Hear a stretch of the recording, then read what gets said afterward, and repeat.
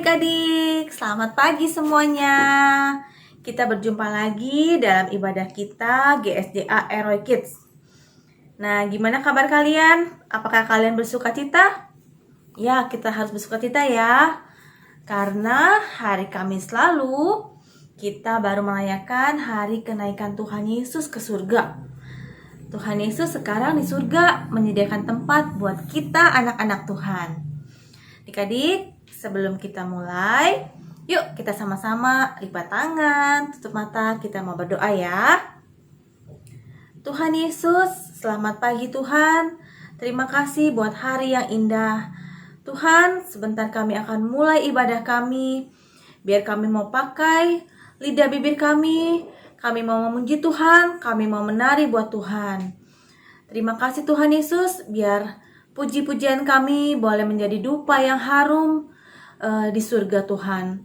Terima kasih Tuhan Yesus, kami berdoa dan mengucap syukur. Haleluya, amin. Nah adik-adik, yuk kita sama-sama kita naikkan pujian, oke?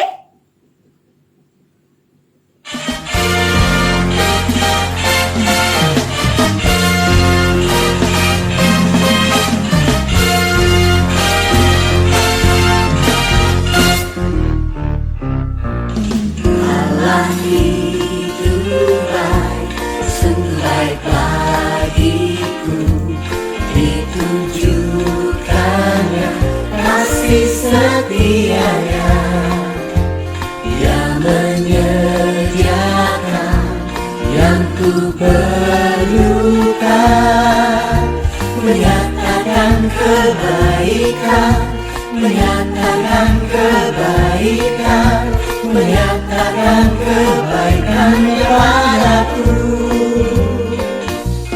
Allah itu baik, sungguh baik bagiku, ditujukannya kasih setianya yang menyediakan yang ku perlukan, menyatakan kebaikan, menyatakan kebaikan, menyatakan kebaikan padaku.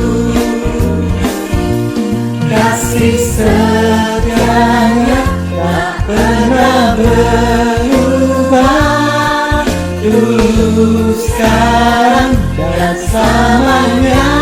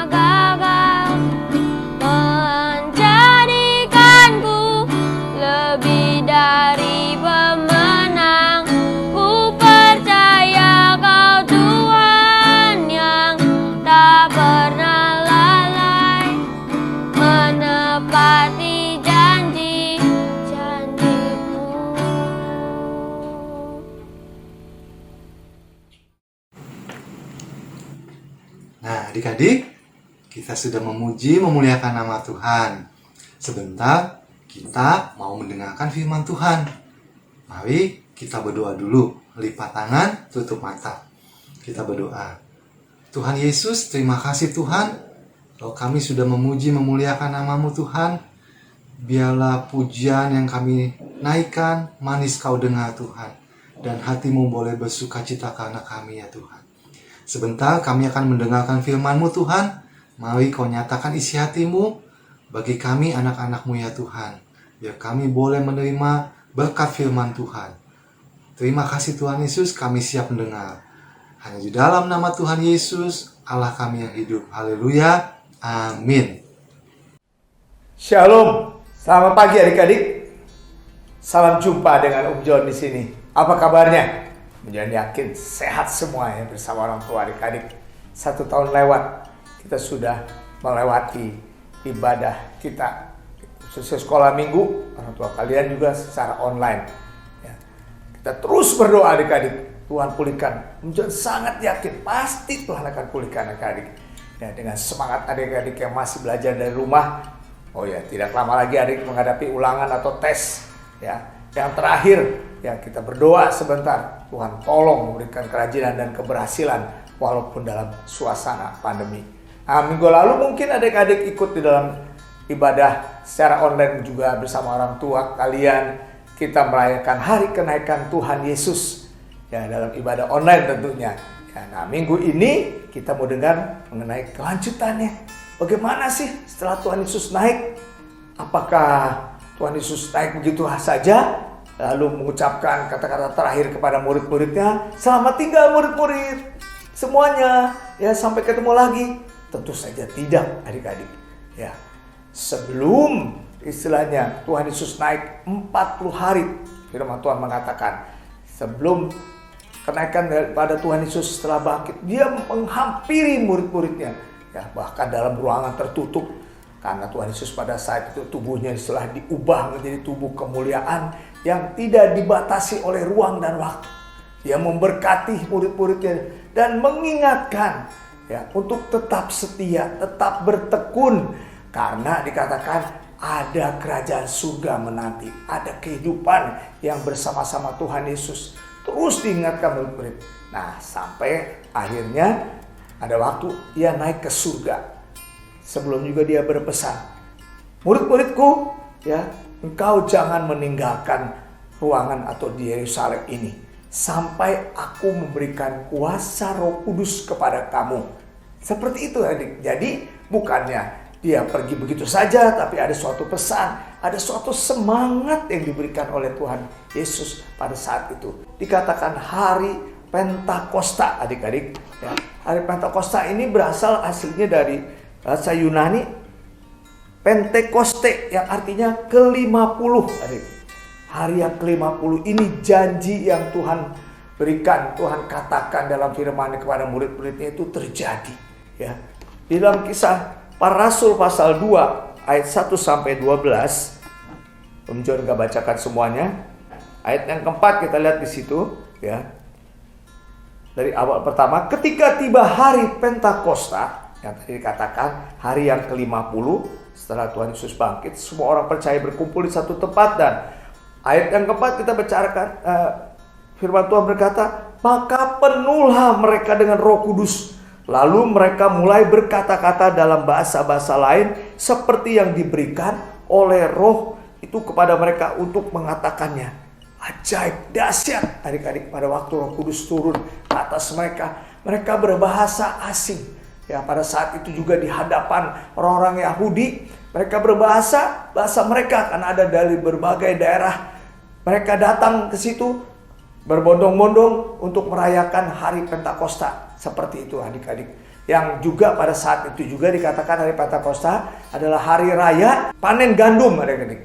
Dan dirayakan juga hari di mana Nabi Musa menerima 10 hukum Taurat dari Tuhan. Jadi begitu banyak orang-orangnya, murid-murid menggunakan kesempatan itu untuk membawakan firman Tuhan. Dan tadi kita lihat adik-adik, Petrus berkhotbah. Nah, adik-adik mungkin ingat bagaimana perangai atau sifat murid Tuhan yang satu ini. Dia begitu agresif, betul. Mau serba nomor satu, nggak mau pernah kalah dengan murid-murid yang lain. Tapi kita lihat, jauh sebelum Roh Kudus turun ke atas Petrus ini, apa yang Petrus lakukan, adik-adik? Petrus telah menyangkal Tuhan Yesus benar 3 kali. Sebelumnya pada waktu Tuhan Yesus berkata kepada Petrus di hadapan murid-murid yang lain, Tuhan pun memberitahu akan kehidupannya, nanti dia akan ditangkap, dia mati dan disalib dan bangkit. Lalu dengan spontan Petrus mengatakan, itu terdapat di dalam buku Lukas pasal yang ke-22 ayat 33-34. Petrus menjawab seperti ini, adik-adik. Tuhan, saya bersedia mati. Saya bersedia di penjara apabila Tuhan di penjara. Lalu Tuhan pun menjawab, Petrus, ya, sebelum ayam berkokok, engkau telah menyangkal aku 3 kali juga di situ. Petrus selalu terdiam. Ya, begitu sombongnya Petrus, dengan spontan, dengan arogan mengatakan, di mana Tuhan ada, Petrus ada. Tetapi itu dengan kekuatan sendiri. Jadi sangat berlainan, adik-adik, pada saat Roh Kudus turun dicurahkan, ya, setelah hari yang ke-50 itu berubah 180 derajat. Murid Tuhan yang satu ini, dia berkhotbah di hadapan orang, ya, membawakan firman Tuhan dan mengingatkan pula, ya, bahwa Tuhan mencurahkan Roh Kudusnya. Difirmankan bahwa Tuhan pun mencurahkan kepada semua manusia. Seperti itu dikatakan. Dia berkhotbah, dia mengadakan tanda mujizat luar biasa dahsyat. Dan banyak orang diselamatkan. Ya, firman Tuhan mengatakan selanjutnya, jemaat Tuhan waktu itu ditambah jumlah orangnya sampai 3.000 banyaknya. Luar biasa Petrus ini. Setelah dia diubahkan, berbeda jauh dengan sebelum Roh Kudus dicurahkan atau Roh Kudus diberikan oleh Tuhan kepada si Petrus ini. Dia selalu arogan, dia sombong, dia takut, tetapi sangat berubah pada waktu Roh Kudus turun. Dan apa sih itu Roh Kudus? Dalam Yohanes pasal 14 ayat 16, 17, 18, kita sama-sama buka firman Tuhan. Dalam Yohanes pasalnya yang ke-14 ayat 16 mengatakan seperti ini. Aku akan minta kepada Bapa dan ia akan memberikan kepadamu seorang penolong yang lain supaya ia menyertai kamu selama-lamanya, yaitu Roh kebenaran. Dunia tidak dapat menerima dia sebab dunia tidak melihat dia dan tidak mengenal dia. Tetapi kamu mengenal dia, sebab ia menyertai kamu dan akan diam di dalam kamu. Aku tidak akan meninggalkan kamu sebagai yatim piatu. Aku datang kembali kepadamu. Jadi jelas Tuhan mengatakan, waktu Tuhan Yesus naik ke surga, Tuhan Yesus memberikan Roh penolong yang menyertai kita. Di mana Roh Kudus itu berada, adik-adik? Tentunya di dalam hati kita. Sebagaimana waktu orang-orang yang berkumpul pada saat itu yang mendengarkan firman Tuhan yang disampaikan oleh Petrus, ya, dia begitu sukacita, dia bertanya, Petrus atau murid Tuhan, bagaimana caranya kita boleh menerima Roh Kudus? Lalu Petrus pun berkata demikian, kamu datang kepada Tuhan Yesus, ya, akui kesalahan kamu, ya, minta ampun kepada Tuhan. Pada saat itu juga janji Tuhan digenapi. Jelas firman Tuhan mengatakan dalam Efesus 1 ayat 13, nanti adik-adik bisa baca di rumah. Efesus 1 ayat 13, Tuhan mengatakan, pada waktu kamu datang kepada Tuhan Yesus, mengakui kesalahan kamu, tentunya adik-adik, John, apa yang telah kita lakukan, ya, dan menerima Tuhan sebagai yang menyelamatkan, sebagai Tuhan atas kehidupan adik-adik, atas kehidupan John juga tentunya. Pada saat itu juga Tuhan memeteraikan, Tuhan memberikan sesuatu yang dibutuhkan oleh setiap manusia sebagaimana janji Tuhan tadi, yaitu Roh Kudus yang menolong, membimbing, ya, menyertai kita. Bahkan dikatakan dalam firman Tuhan yang lain, sampai kita dipimpin kehadapan hadirat Tuhan. Sementara apabila Tuhan memanggil kita tanpa cacat, tanpa kesalahan. Karena Roh Kudus ini yang membuat kita berhasil. Bagaimana adik-adik? Mau diubahkan sama seperti Petrus? Ya, John ingat juga pada waktu John masih sama seusia kamu, John berjanji kepada papa mama, John gak mau lagi berbuat salah, John gak mau lagi nakal. Tapi baru 2 hari, John telah melakukannya lah. Ya, John berjanji lagi, John mau belajar, mau rajin. Ya, John gak mau rapatnya jelek dan lain sebagainya. Tetapi pada waktu istilahnya lewat seminggu dan hari-hari kenaikan, John berbuat kesalahan lagi.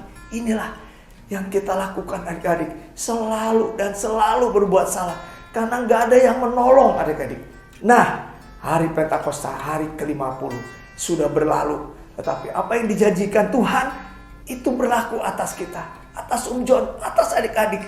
Rindukan Roh Kudus yang ada di dalam hati kita, yang mau menolong, yang memberikan keberanian senantiasa. Pada waktu adik-adik dalam mengerjakan pekerjaan sekolah, mungkin orang tua tidak ada di samping adik-adik, atau adik-adik tidak mengeles atau belajar, apalagi sekarang lagi zaman istilah pandemi COVID, adik-adik belajar di rumah. Nah, Roh Kudus ini akan menolong adik-adik, akan menyertai adik-adik. Itu sebabnya berkomunikasi lewat apa? Lewat doa.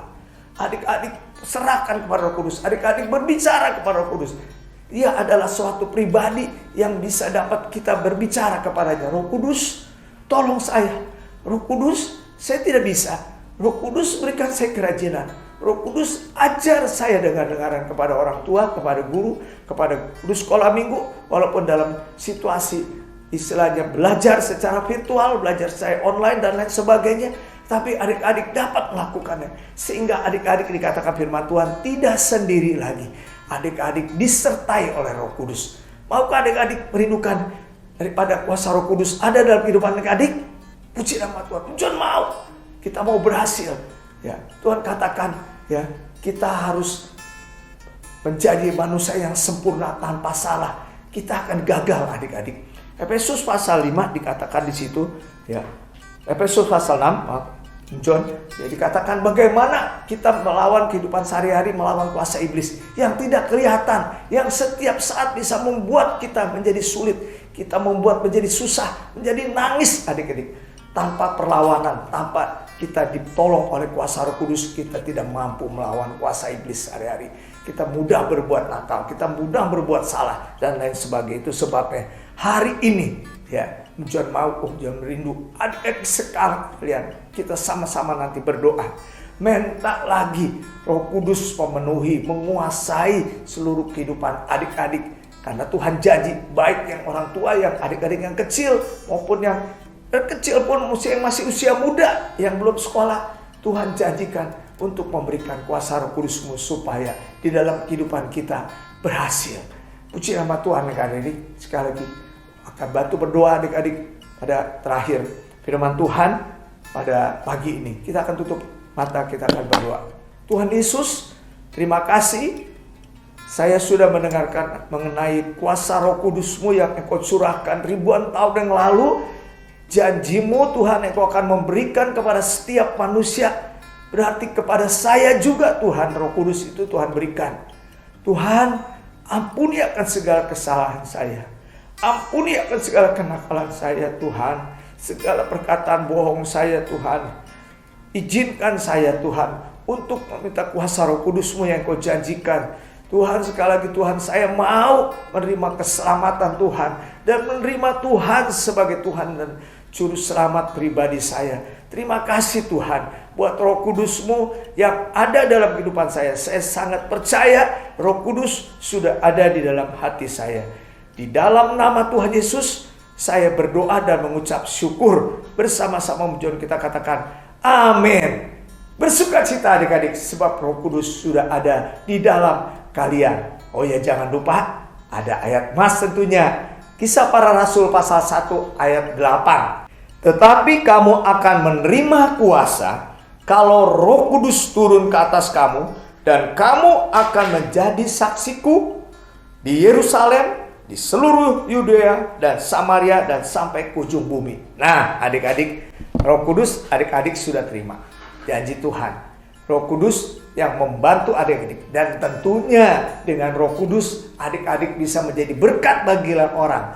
Buah daripada Roh Kudus itu menjadi kebaikan. Adik-adik menjadi contoh bagi yang lain. Sehingga teman-teman adik pun boleh bertanya, siapa sebenarnya Roh Kudus itu? Dan adik-adik bisa menceritakan karena Roh Kudus menolong dalam setiap kehidupan adik-adik sekalian.